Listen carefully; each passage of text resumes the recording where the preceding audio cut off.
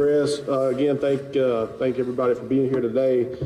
You know, Thursday night storms really did a number on our city. I believe overall we somewhere around 73 trees being down. We were out in it, first responders and public works were out in it clearing roads that you could clear. The ones we couldn't were due to power lines being in them. But those guys did a tremendous job for our citizens. Unfortunately, we did have one fatality, and Miss Susan Collop, she lived on the northeast part of our city off of Summerwood. Tragically, a tree landed on her, so our thoughts and prayers go out to the family. We had another injured man, his minor injury, he sustained a bump on his head from a fallen tree. But as I did say, 73 down trees, 26 down power lines Thursday night.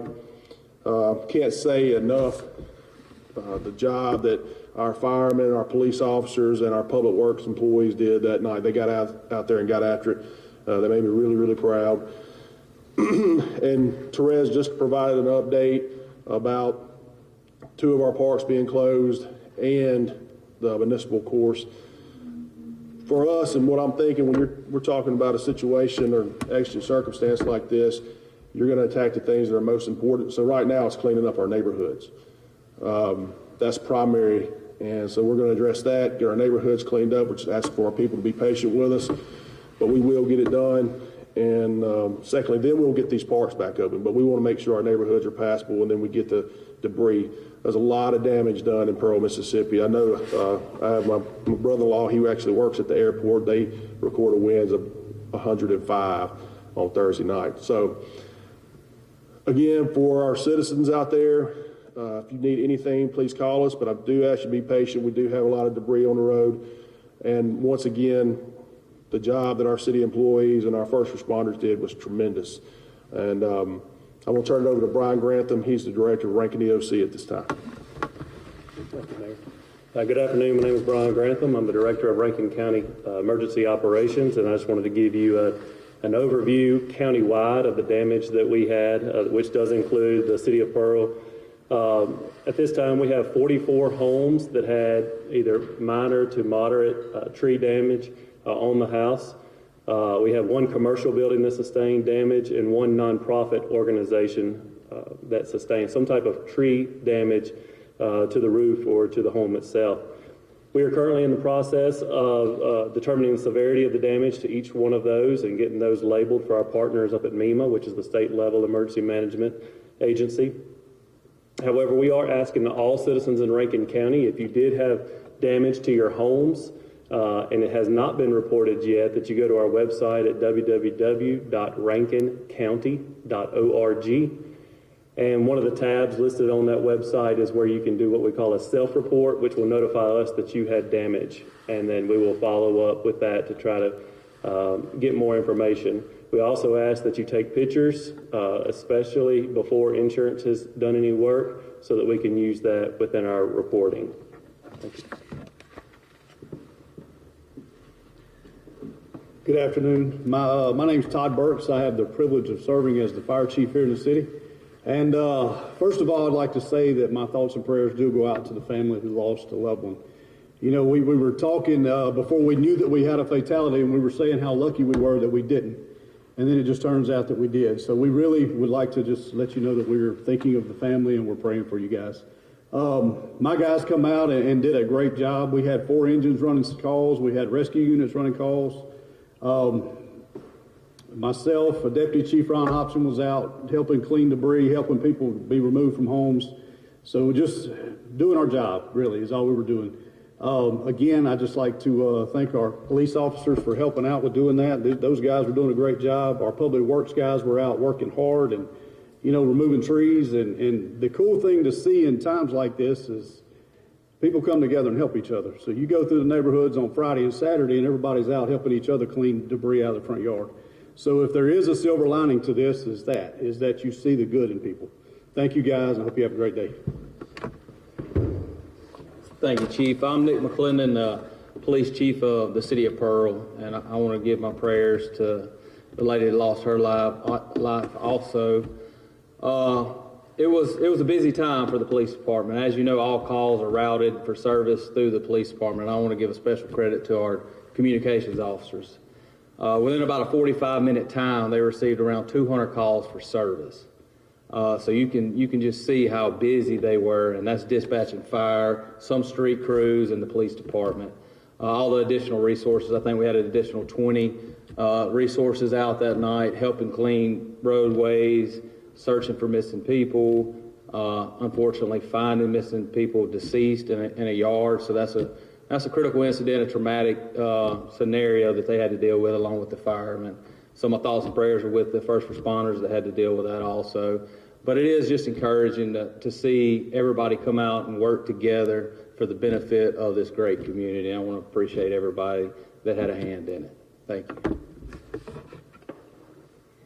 Okay, so we'll open the floor for questions. If anybody has any questions for anybody up here. I don't know if Chief McClendon or Jake can answer this. Could you address how the woman died, what we've learned about her past season, the incidents involved in that? From what we understand, she went outside during the storm for some unknown reason and just become missing. And I think officers and FD later on found her underneath a tree. Is it possible a tree fell on her or a branch fell on her? I think that's right. Yes, sir. Which is just ironic and sad. Very sad.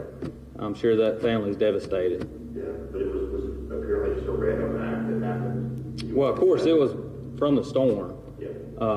But why she was outside, I do not know. Mr. Mayor, let me address the cleanup efforts. Where does the city stand on getting those parks open and getting debris out of the area? Well, as I said before, primaries and neighborhoods. So our public works director has a plan. We have some big machines, some track hoes, and some other mini X's that can handle a lot of the debris. And then we've also put some contractors on notice just so we can do it in a short period of time, as short as period of time as possible. We want to have positive results. We don't want trees laying on the road for a month or anything like that. So we want to get out there and get it taken care of. But we have a plan in place. We've already contacted another company that has dump trucks. So they might be seeing some dump trucks in the neighborhood, and us using those track hoes and some of that heavy equipment to clean things up quickly. Once we get the neighborhoods taken care of, then we will move into the areas that are not as non-essential. You know, your parks are essential for quality of life, but when you're talking about getting to and fro and trying to get everything cleaned up around your house, you prefer that first. Do you know how many streets are presently impacted by debris? Probably. I surveyed the city again this morning, and there's probably over 40 streets that has debris on them. Now they're clear. Please know that they are clear. I don't think we have anything obstructing a street at this time. And the only reason we did have a delay was, like I said earlier, because of power lines. So it's one of those situations where it's a very big inconvenience. However, we're going to make sure the job gets done. Power lines. You still have power lines down? We still have a few down. And some of them are not live. They're old from the carnage, just from the storm itself. Yeah. Do we have any residents who are still without power right now from the storms? Not that I'm aware of. So this morning we had some that went out again due to the storm that came through last night for a period of time. I've not been contacted about any current out of power as far as our residents are at this time.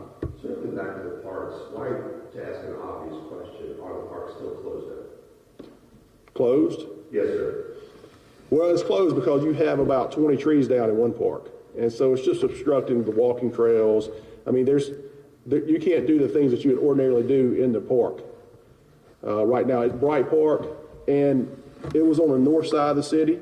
So the way the wind came through, if you have big trees, it just captured that area. It overwhelmed that park itself. And then Veterans Park didn't have as many trees down. It's off of Old Brandon Road. It's behind the Veterans Affairs building and just north of where we're building the new fire station. It's also been impacted greatly, but not as much as Bright Park. Do we have a timeline on when the cleanup efforts will begin to remove the debris from the neighborhood? So this is already happening right now. What we did was try to wait for some of this inclement weather to get out of here today, not put guys in harm's way, but they're mobilizing to neighborhoods currently right now. Do we know how long that could take, a week, 2 weeks? Well, I will say this, we're supposed to have cleanup throughout the city during the month of May 4th, for 2 weeks later. So we're going to extend cleanup now to the end of the month.